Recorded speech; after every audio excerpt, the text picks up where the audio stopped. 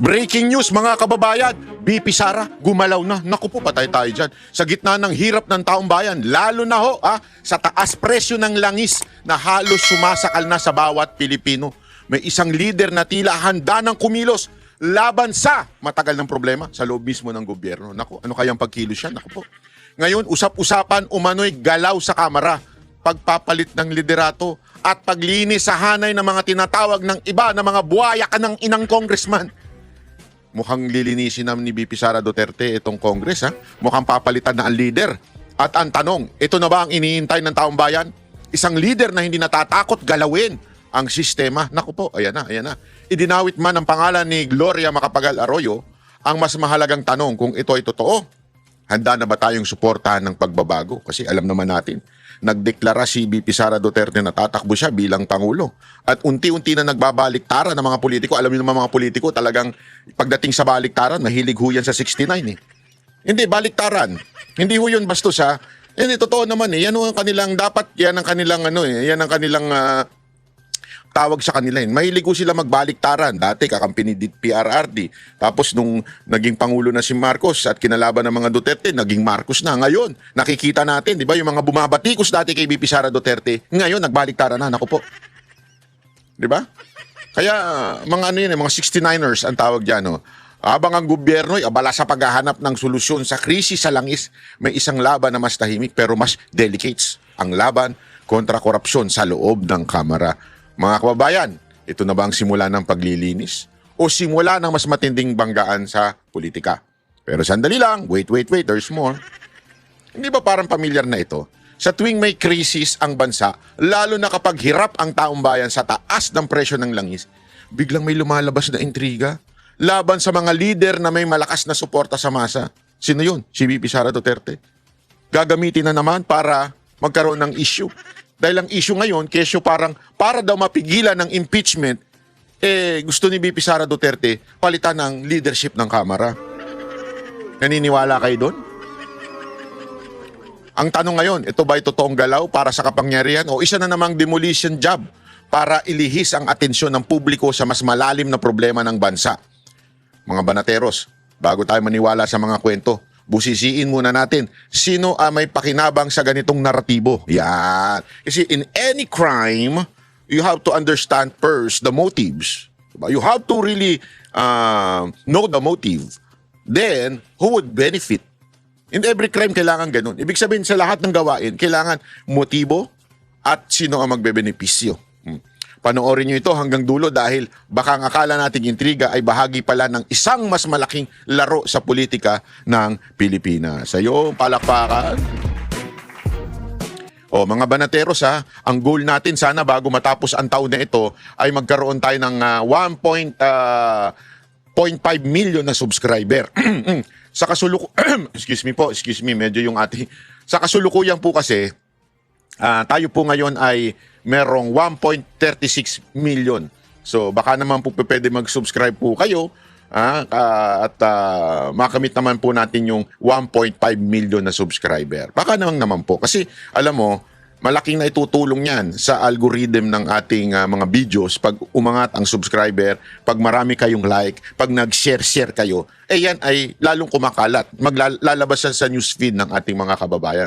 At alam nyo, wag kayong magugulat kayo dahil yung mga nanonood dito talagang mga matatalas ang isip, mga malalalim. Ako'y nagugulat. Minsan pag may bumabati sa atin na sinasabing ako'y isang abogado at subscriber, naku po, kinakabahan ako kasi baka mamaya may nasabi akong maling batas, di ba? Pag meron naman lalapit, alam mo, isa akong doktor. Naku po. Sabi ko, mga magagaling mag-aral ito, magmemorya. Baka may mali akong nasabi. Hindi, ganun Kaya tayo pinagbubuti nating pag-aralan ng lahat ng bagay, lalo na sa pagdating sa politika, para ihatid sa inyo ang magandang paliwanag. Ako yung nagpapaliwanag lang naman, di ba? Ako yung nagpapaliwanag lang naman ng mga nangyayari sa bayan natin at kayo na magbuo ng inyong mga konklusyon. Kasi may kanya-kanya tayong konklusyon. Halimbawa, yung iba gustong mamatay si Marcos. Hindi totoo, di ba? Maraming nagwi-wish niyan na gustong mamatay si Marcos. Ako, ayoko. Una-una, hindi tama yun. That's unbiblical. Meron ba salitang unbiblical? Tama, basta. Hindi tama yun. You do not wish for a person to die. Okay? So, yun ang aking prinsipyo. Pero gayon pa man, gusto ko siyang panagutin sa lahat ng kasalanan ginawa niya sa bayan natin. Di ba? Magkakaiba-iba tayo ng opinion eh. Pero kayo na humbala, hindi ko kayo didiktahan kung pinapanalangin niyo matigok siya. Nasa sa inyo na ho yun. Basta ako, hindi ako doon. Basta ako gusto ko, pagdusahan niya hanggang mabulok siya sa kulungan, matai siya sa kulungan. Kasi sa balita, di ba, yung problema nga niya, yung colon niya, sabi may, merong basta, sakit sa kulon. Gusto ko doon na siya sa kulungan, mabulok. Yun ang totoong gusto ko mangyari. Para magkaroon na ito ng lesson. Kasi pag natigok siya, wala na, tapos na yung kahirapan niya. Although, maghihirap siya sa impyerno, sigurado tayo doon. Hindi. Panginoon lang nakakasigurado doon. Huwag kayo mapanghusga, ha? Bahala na ang Diyos sa kanya, hindi ho tayo Diyos, kaya ang Diyos ang magbahalang maghusga sa kanya, hindi tayo. Pero gayon pa man, mas gusto natin mag-suffer siya dito sa kasalanan ginawa niya sa ating bayan. Di ba? Kaya pag-uusapan natin ngayon, merong maingay na issue ngayon. Duda ako dito. Pero pakinggan natin, ano ba itong issue nito? Kesyo daw, may plano daw si VP Sara Duterte na tanggalin sa pwesto si Speaker D o yung kasalukuyang speaker. Etong kanilang propaganda. Sinasabi nila para daw matigil ang impeachment. So, pinalalabas nila sa taong bayan na tila ang motibo ni VP Sara Duterte ay parang pangsarili lang. Kasi ito yun para sa akin itong aking pananaw. Feeling ko, dahil nagbabaliktaran na nga talaga mga congressman, kung papansinin ninyo, supposedly dapat sa plenary dinadala muna. Tapos, kasi yan ang paliwanag ng kampo ng ilang mga abogado nga sinusuportahan si VP Sara Duterte. Dapat dinaan sa plenary bago sa Committee on Justice. Bakit ngayon tila para bagang sinasalsal? Para bagang may mini trial sa Committee on Justice. Alam nyo kung bakit? Kasi maliit lang sila doon Konti lang ang popondohan mo doon. Para mailabas yung mga propaganda nila, yung paninira nila, at yung kanilang mga optics, doon lang tayo sa maliit. Doon sa Committee on Justice. Kasi hindi natin kaya ng bayaran lahat ngayon dahil nahuhuli na yung mga mali-maleta. So doon tayo sa maliit lang, yung Committee on Justice. Kaya kita nyo, sinasalsal doon Sinasalsal sa Committee on Justice ang lahat ng issue, kaya nga nagiging fishing expedition Hindi na nila madala sa plenary. Kasi nga, again, I think, in my own opinion, hindi na ito magpa-prosper.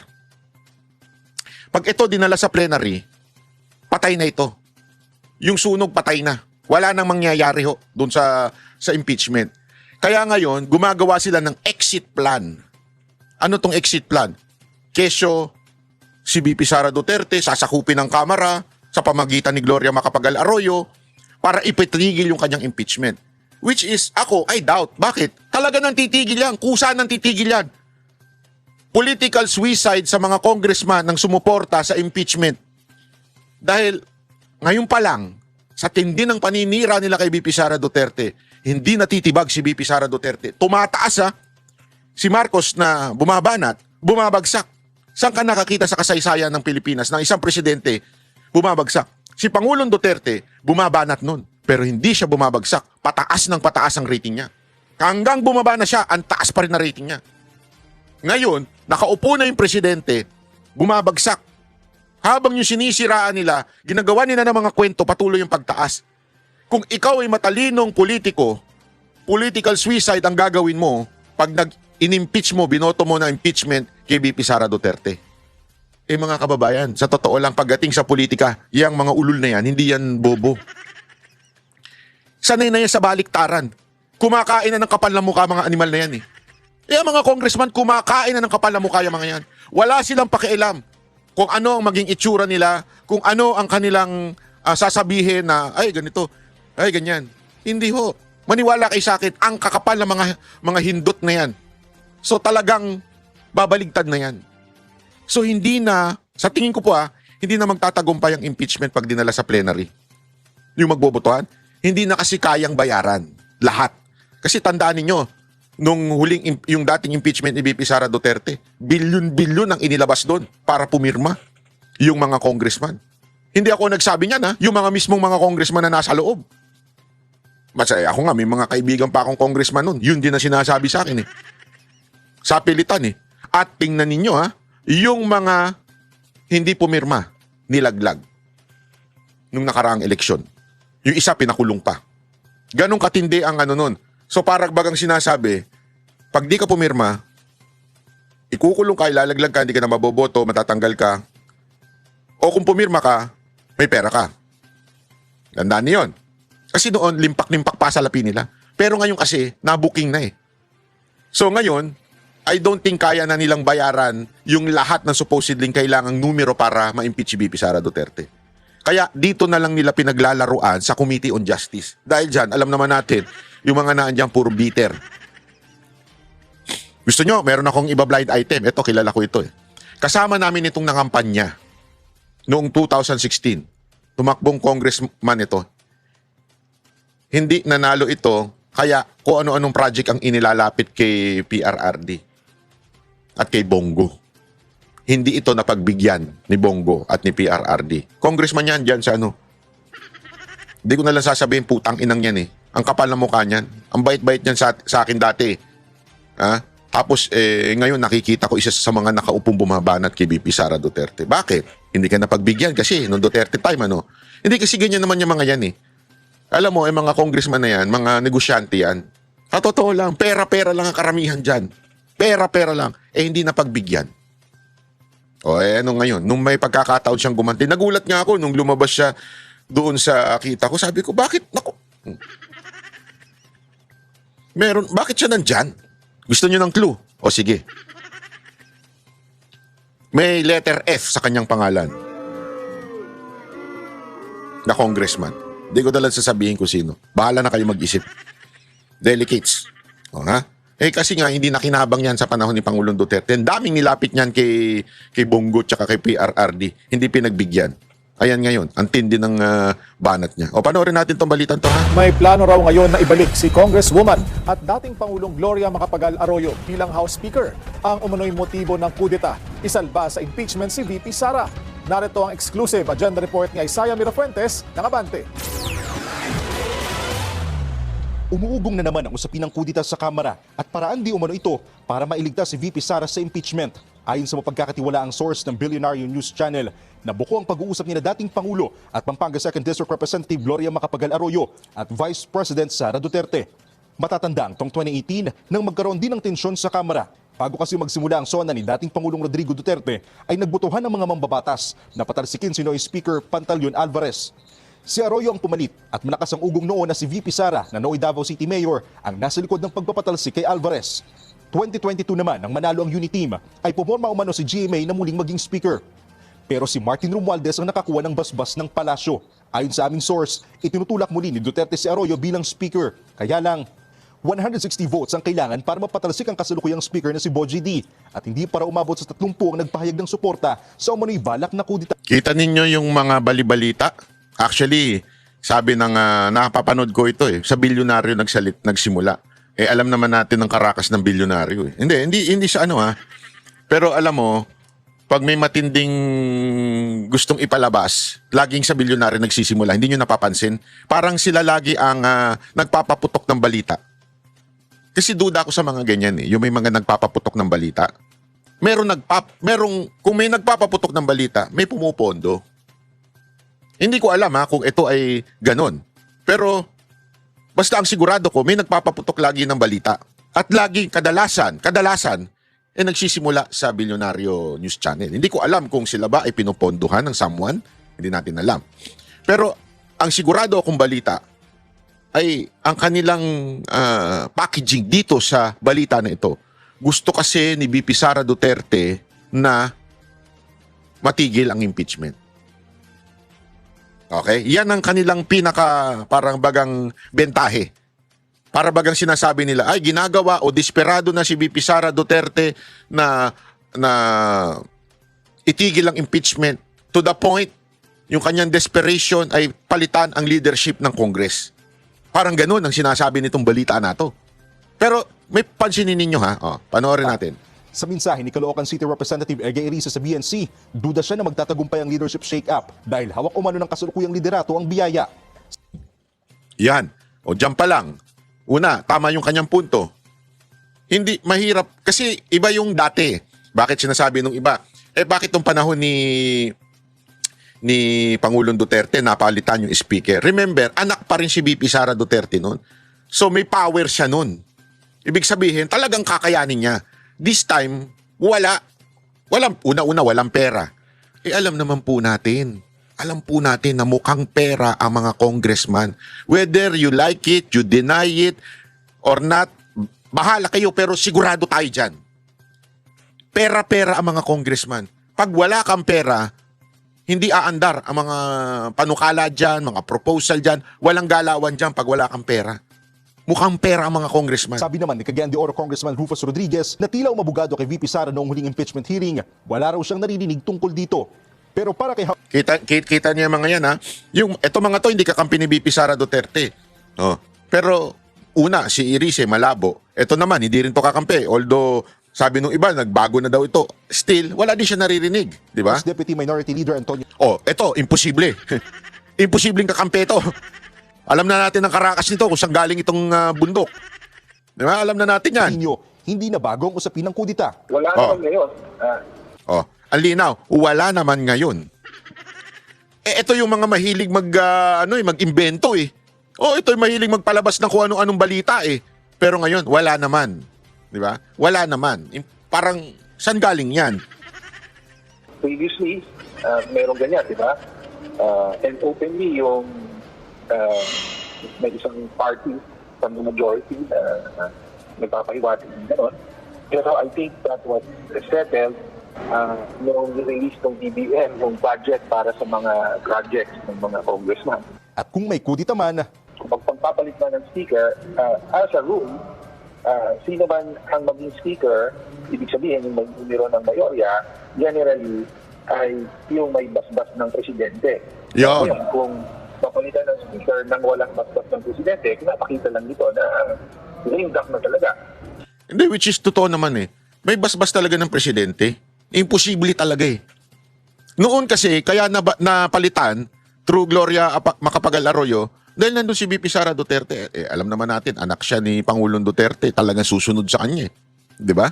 Ganon kapangyarihan si VP Sara noon, matikas si VP Sara noon eh. Ngayon, walang-wala siyang kapangyarihan. So, napaka-imposible nito. Etong balita na ito, halatang may pinapahiwatig na iba. Para bagang sinasabing desperation ni VP Sara Duterte ito. Ang nakaupo sa Malacanang. hinihingi ng BNC ang panig ng kampo ni Speaker D pero wala pa itong sagot sa ngayon. Kung sakaling mapatatalsik ang kasalukuyang House Speaker, base sa konstitusyon, walang kakayahan ng bagong Speaker na pahintuin ang mga nakabimbing impeachment complaints.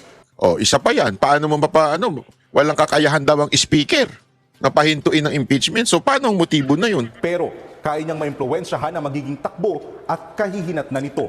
Paano? Paano niya ma-impluwensyahan? So kahit ilagay si Gloria Macapagal Arroyo dyan, nakakampi ni VP Sara Duterte, halimbawa lang, hindi naman kayang impluwensya ni Gloria yung mga congressman na, oy, huwag niyo impeach si VP Sara, kailangan mo ng ganire. Money talks sa Congress. Money talks. Hindi yan madidiktahan lang. Money talks. Pero, isa pang maaaring maka-impluwensya sa kanila ay yung announcement ni VP Sara Duterte na tatakbo siyang Pangulo. Yun. So, it has nothing to do with the speakership. Naintindihan natin? Kasi even if mapalitan ng speaker, kung walang pera yung speaker, na, again, saan ba nanggagaling ang pera? Sa executive. So, napakalabo nung eksena. Sa tingin ko lang ito napakalabo ng eksena na palitan for the sake of the impeachment etong Speaker of the House. Napakalabo para sa akin. Ito isa na namang diversion na ginagawa nila para mawala sa pagiging inutil ni BBM pagdating sa issue ng gas. Yan ang totoo. Kasi nga alam mo, sa totoo lang, ngayon, marami talaga ang naghahanap sa Pangulo. Kasi yung mga lumalabas na video, una yung isa, 'di ba, yung nagsama sila ni Claire Castro. Marami nagsasabi na tila ito daw ay green screen pansinin niyo yung video, parang green screen. Ibig sabihin ng green screen, yung pinapalitan yung likod, yung sa CapCut, mga ganun. Hindi kasi, baka sabihin nyo, pulidong-pulido. Naku po, gusto nyo, mapunta ako ngayon sa Japan eh. Ngayon na ngayon din eh. Dami nga nagsasabi, ganda daw ng studio ko. Hindi ko studio yan. Kasi kayang-kaya yung mga magagaling talaga. Ako, hindi pa nga ako magaling dyan eh. Yung kayang pantayin yung shadow, yung ilaw, para magmukha talagang totoo. So marami nagsasabi, lalo na yung mga eksperto, na ito daw ay green screen lang. Okay? Kaya ngayon, marami din nagtatanong na bakit tila hindi talaga lumalabas si BBM. Pero eto, meron ako ipapakita sa inyo. Ang ganda ng pinost ni dito eh. Wait lang ito. Nagulat ako eh. Naku, buti na lang, hindi ko na Bakit ba kasi lumalab po? Wait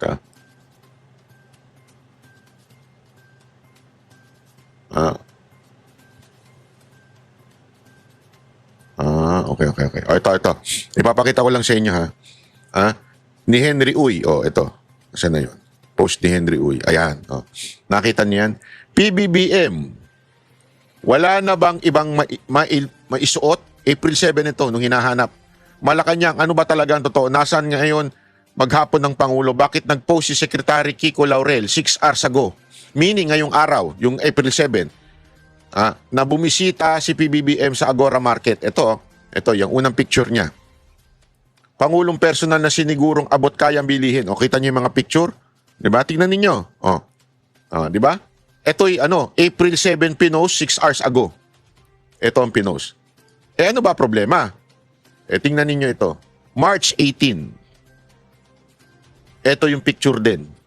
Same picture ang ginamit.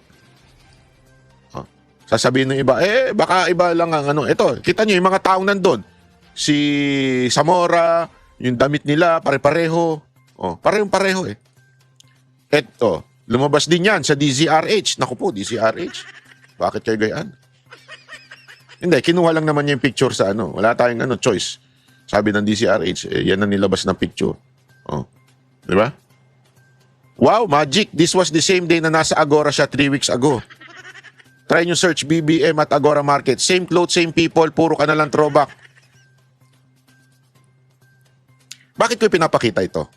Wala po akong sinasabi na namatay si PBBM. Wala po akong sinasabi na may sakit, maluba siya at na hindi na siya makatayo. Ang punto ko lang ito, mga kababayan. Ang Pilipinas ngayon nagkakagulo dahil sa taas ng presyo ng bilihin. May emergency, energy emergency na dineclare ang Pangulo. Nasaan na yung emergency na yun? Kasi when you say emergency, hindi ibig sabihin nun na mamasyal. Bakit namamasyal? Kunwari emergency na ambulansya. Pag sinabi mo nagwangwang yan, hindi ibig sabihin na mamasyal yan. Although ginagawa ng mga ambulansya minsan yun. Pero hindi ibig sabihin na mamasyal. Emergency, tumabi ka kasi kailangan ko ng punta ng ospital. Emergency nga eh. So tayo, nag-declare tayo ng national energy emergency. Pero tila parang walang emergency nagaganap sa ating gobyerno. We are in an urgent situation wherein kulang na ang ating supply. And yet, parang wala tayong emergency. Nagtataasan ng bilihin. Mas gumagalaw pa ang mga LGU tulad ni Yorme kaysa sa national government. Tapos, nakakabwisit. Ewan ko kung kasi may isa ako narinig na vlogger na sinasabi, malamang ginagamit to para asarin ng mga Pilipino, galitin ng mga Pilipino dahil tila pinagbibintangan na patay na si Marcos. I don't care. I really don't care whether they're using this against us o kung ano man ang kanilang plano. Pero the mere fact that we cannot see the president live, ulitin ko, live.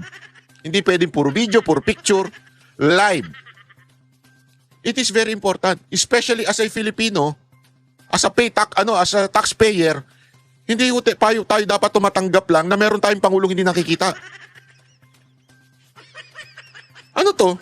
May ghost flood control na nga, ghost president pa. Hindi nakikita ang presidente. Anong klaseng buhay ito? Di ba? Anong klaseng bansa meron tayo? Isipin nyo mabuti yun, ha? Bakit importante? Kasi ang daming dapat, halimbawa, yung tinatanong sa Senado, pwede ba bawasan natin ang VAT o kung maaari nga sana tanggalin na laang. Tapos ang excise tax hindi pumupunta sa secretary. 'Di ba? Tapos hindi alam ang isasagot. Hindi ko masisi yung mga opisyal eh. Bakit? Hindi talaga nila alam ang gagawin eh. Siyempre, the instruction must come from the president. Eh, ang tanong, nagpapakita ba ang presidente sa kanila? May meeting ba? Alam mo, naalala ko noon kay Pangulong Duterte kasi alam mo mapalad din tayo na iimbitahan noon sa Malacanang noon eh. Para magpa-picture, ganun. Magkwentuhan. Hindi, naimbitahan din tayo doon eh. Alam mo, doon sa Malacanang, maraming room yan. Si Pangulong Duterte, may oras lang siya. Wala, 2 hours dito sa room na to, lilipat na naman siya sa kabilang room, 2 hours. Tapos lilipat na, kanya-kanya, lipat na lipat yun. Sa isang buong araw, ganun ang ginagawa niya. Para ma-meet lahat ng dapat makausap at maayos kung ano yung dapat maayos. Tapos nakabuntot si Bongo nun eh. Kasi, meeting. Usap, may rereklamo. Sabihin ni, Bong, magbisaya man sila, hindi ko maintindihan kung sabi nila sa isa't isa. Sabi na, magbisaya sila. So sabi, bibigyan ng instruction. Right then and there, naririnig ko si Bongo kinakausap yung nangyayari yan. Kasi si Mocha, isa sa mga naglalapit ng mga problema yan ng mga OFW eh. Sasabihin niya kay tapos sasabihin ni Bong, ayusin mo itong inaano na OFW dito sa bansang ganito, ganyan. Tatawag si Bongo mismo, sasawayin niya kagad yung mga opisyal na hindi gumagalaw. Ganon kasi hands-on eh. Ganon ang presidente nun. Ngayon, paano sasagutin yung mga tanong ng senador kung hindi natin nakikita ang presidente? Kaya natin hinahanap ang presidente, hindi para gusto kagad siyang bumagsak, bumaba, o whatsoever. Hindi yun. Ako para sa akin, kung kaya niyang gawa ng mas magandang paraan o solusyonan ang krisis na nangyayari sa bayan natin, why not, Poknat? Di ba? Kung kaya niya solusyonan, ayusin, why not? Pero ang problema, kitang-kita natin hindi niya kaya eh. Kaya nga importante na lumabas siya, magpakita siya. Gusto mo, interviewin ka pa namin Wala sa... pa po. Ay, sorry. Wala pa po. Hoy! Kung gusto mo, magpakita ka na lang sa Vox Populi, interviewin ka namin. Di ba? Sino sasagot lagi sa'yo? Ito, may papakita ako sa inyo dito, matindi ito eh. Ito, pakita ko lang sa inyo, napakatindi nito. Ayan. Sorry. Ayan. Alam mo, ako na ako dito sa ganitong senaryo na to. Bakit kanyo? Hindi, imagine nyo na lang yan, ha? Sorry.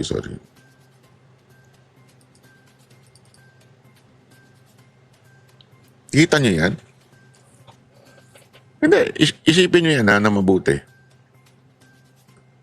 PH asked US, anak ng weteng, nagpaalam, to extend by up to 6 months the waiver of sanction to buy Russia crude oil. Ganito kasi yan. Etong Amerika, nag-sanction na wag bibili tayo. Parang sa loob-loob ko, bakit mo kami pagbabawalang bumili sa Russia? Krisis na.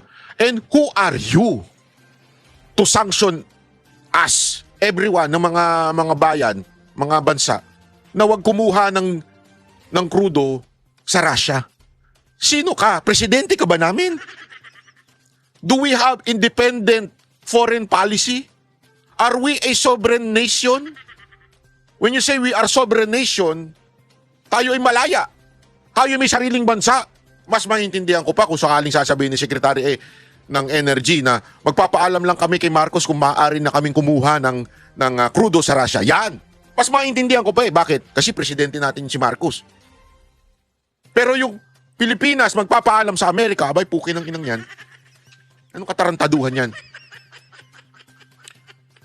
Mga banateros, bakit tayo maasa sa pahintulot ng ibang bansa para lang magkaroon ng langis? Krisis na ngayon, magpapaalam ba tayo sa kanila? Sana kung sa kanila tayo kukuha Diba? Alam nyo ba, ito, ayon sa balita na ito, 98% imported oil. Ibig sabihin, wala tayong sariling diskarte. Konting gera lang, bagsak agad ang presyo ng gasolina. Ibig sabihin, tataas ka agad ang presyo ng gasolina.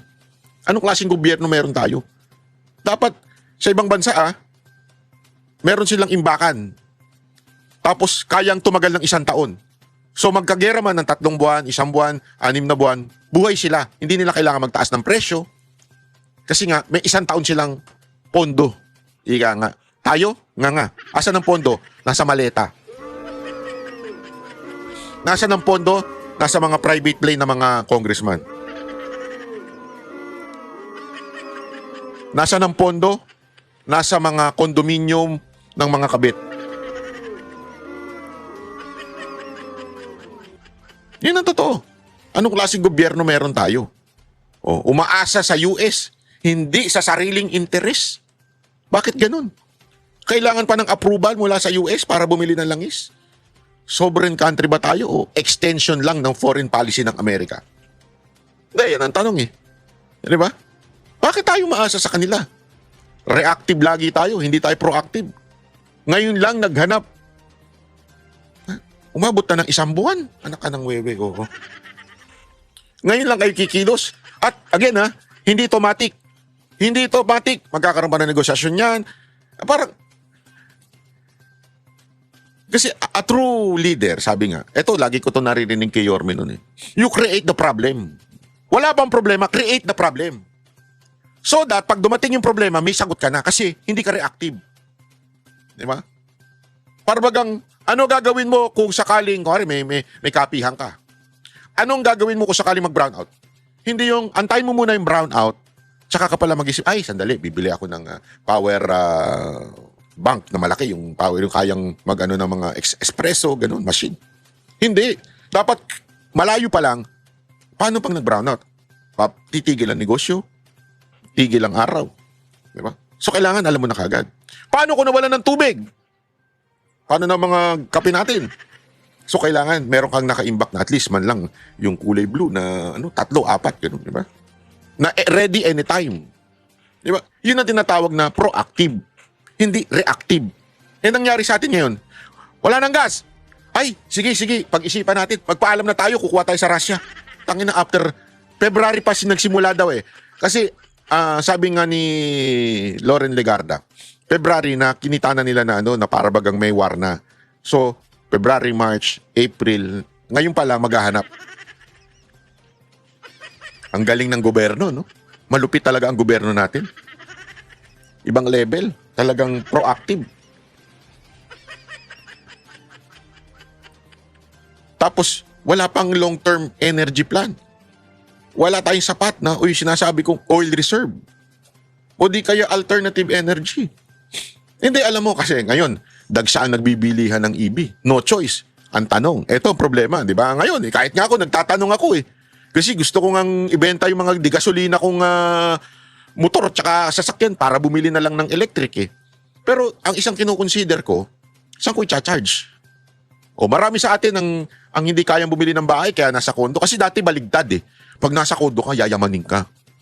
Hindi totoo yan. Ngayon, hindi totoo yan. Pag nakakondo ka kasi hindi mo kayang bumili ng bahay. Katulad ko. Yeah? Kasi ang mahal-mahal ng bahay. So doon ka na lang sa building, magsiksikan kayo doon. Tama, mali. Pero ang tanong, dahil nga walang long-term plan ang ating gobyerno to implement what is already in the law. Nasa batas na to ito ha. May nagsabi sa akin na advocate nito eh. Nasa batas na to, dapat ang bawat building, bawat mall ay merong charging station. Bakit hindi ini-implement? Wala tayong long-term plan. Walang kwenta eh. Yung mga leader natin, hindi visionary. Alam niyo yung visionary? Kailangan, may vision ka kung ano mangyayari.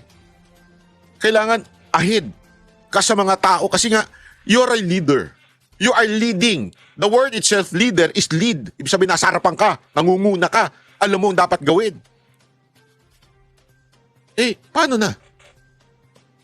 Maraming gusto nang bumili ng EV pero hindi nila magawa kasi totoo naman, nagsisiksikan na sa mall yung mga charging station. Hirap na mag-charge sa mall ngayon. Para bagang kailangan nakabantay ka, mauubos oras mo para mag-charge sa mall. Kaysa na makatipid ka, mag-shopping ka. Diba? Ayun ang problema. Sabi nga walang sapat na oil reserve, wala tayong alternative energy, sariling supply. Hanggang kailan tayo manghihingi ng waiver? Bawat krisis parang pulubi ang gobyerno. At saka possible risk sa geopolitics to. Bakit? ang Russia oil, sensitive issue, pwede maapektuhan ng relasyon sa US at sa mga allies nito. So, ibig sabihin, para lang sa murang gasolina, isusugal natin foreign relationship natin. Ang relations natin, sorry, not relationship, foreign relations natin. Ibig sabihin, dahil nga sa wala tayong reserve, wala tayong ano, so, are we saying na papanig na tayo ngayon dito sa kabila? Kasi tandaan ninyo, nag-aaway itong mga to, ha? Ang hirap eh. Hindi naman natin kasalanan, hindi naman natin ginawa yung away nila. Yung away ng Russia, US, China, Middle East. Kampiyan sila eh. Tandaan ninyo, ito ang tunay na laban. Anong laban? Hindi lang sa gera yung putukan, hindi yun. Ang tunay na laban ay ekonomiya. Eh dahil nga masyado tayong nag-alay sa US, ngayon, binakbakan natin ng binakbakan ng Russia, China. Ngayon, marirealize natin, wala pala tayong pakinabang sa US. So paano na natin ngayon? Anong gagawin natin? Sinugal na natin yung ating parang pagiging kaibigan. Diba? Sinugal na natin eh. Dinimonize na natin Russia, China. Tapos ngayon, saan tayo tatakbo? Sa kanila. Tapos magpapaalam pa tayo sa US. Ano sa tingin ninyo magiging reaction ng Russia? Hindi, kayo mag-isip. Ano sa tingin ninyo? Diba? Kaya nga alam mo, mga kababayan, ito, hindi naman sa ako, hindi, ayaw kong sabihin na kailangan tayo kumampi sa Russia, China, Middle East, ayoko nang ganun. Dapat tayo ay independent. Kasi there are countries na hindi naman kailangan sumipsip sa iba. Sabi nga, di ba, yung foreign policy ni Pangulong Duterte? Friends to all, enemy of, basta, ganun. Tangina, naintindihan yun na ibig ko sabihin. Enemy to none, friends to all ba yun? Basta yun yung English. Sa Tagalogin mo kasi banat ba? Sino ka ba? Si Claire Castro? Hindi. Sige, Tagalogin mo na. Kaibigan ng lahat at kaaway ng pati Tagalog, mali. Kaibigan lahat, walang kaaway. Yun! Hayop yan, no? Hindi kasi minsan mahirap mag-Tagalog ng quotation baga. Di ba? Tingnan natin, tingnan ninyo yung mismong bitaw ni BP Sara Duterte tungkol dito.